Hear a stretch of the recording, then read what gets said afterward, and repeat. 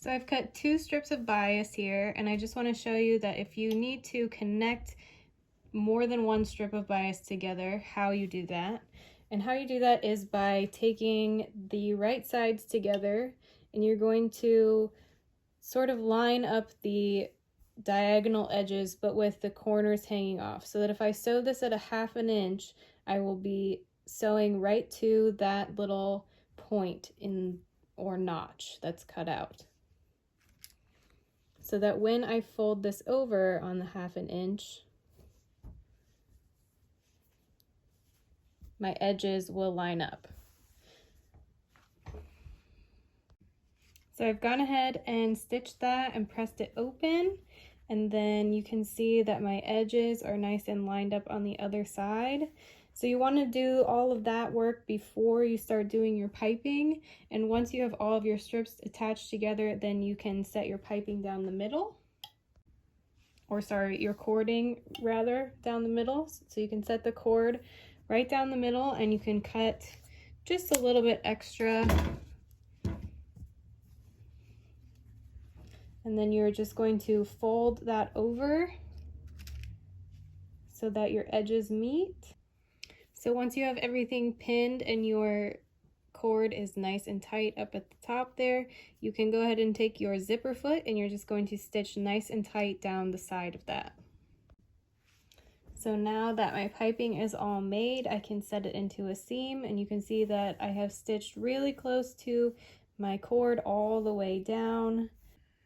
So I have my leftover quilting block example here, and I'm just going to show you how to pipe the edge of something using that. So I am just going to start off by giving myself a little bit extra at the corner here,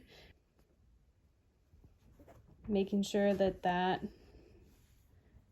is all going to cover up my raw edge underneath.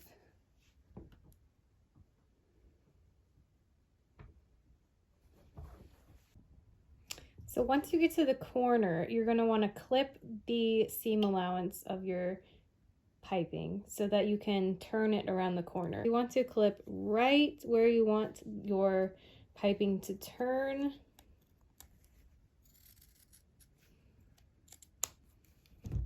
And then it can easily go around that corner. You don't want to clip too close because you still want to be able to sew along that edge. And now we can just turn and go to the other side.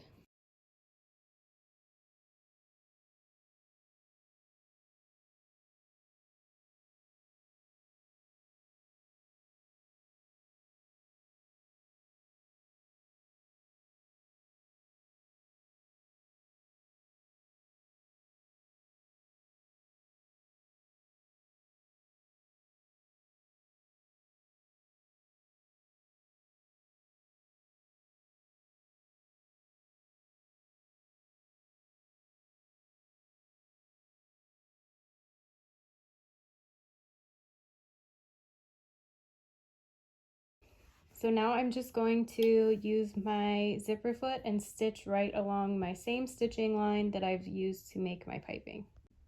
So now that that's stitched on, I can lay another piece over this, and this is going to be the same concept. If you are going to set this piping into a seam, you would just stitch on along one side and you can open that up. We are going to add another piece that's the same size and just bag it out so we can see what that piping looks like on the outside edge. So I'm just using another leftover sample block that's about the same size, and I'm just going to put right sides together, and I'm going to pin right along the edge of that piping. So again, I'm just going to stitch right along that piping on this side, and I can feel it all with my fingers if I'm on the right part of it and that I've stitched and pinned right next to that line, nice and close. So you can see that now that I've clipped my edges and turned that out, it gives it such a nice finished edge. And it would be the same concept if you wanted to put this inside of a seam. So you would have a similar situation to this, where you want to stitch to one side and then stitch all 3 layers together. If you're feeling really brave, you can do all 3 at a time, but it just helps to keep the piping nice and straight when you do stitch on one piece and then put the other side on. So that is how you do piping. So the last thing we're going to talk about is making cording where your seam allowance is on the inside, so covered cording.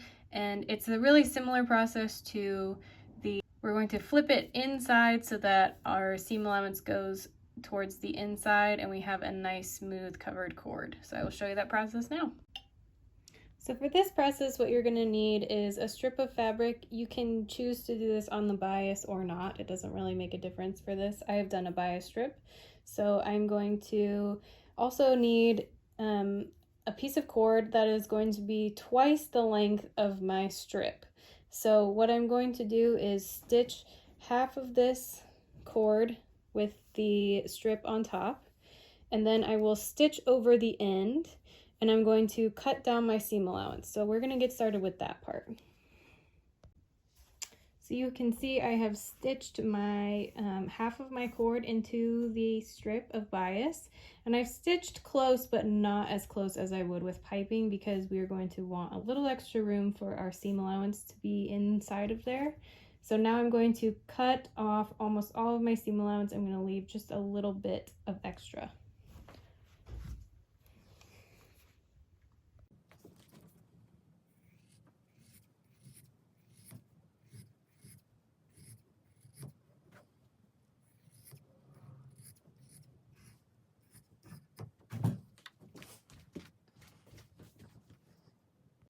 So you can also see that I have stitched across the cord on the long side hanging out.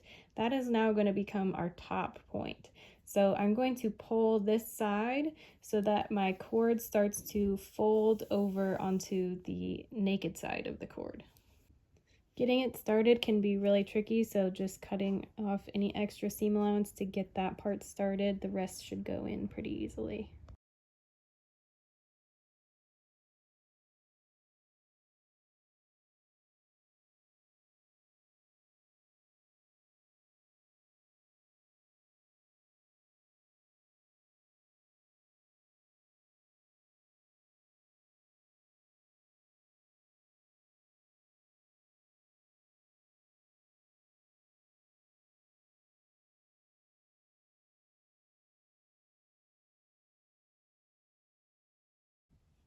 And so now you have your covered cord, and you do have half of it left over, so you just snip that side off, and then you can cut off this side and tuck those ends in and just finish the edge with a little hand stitch.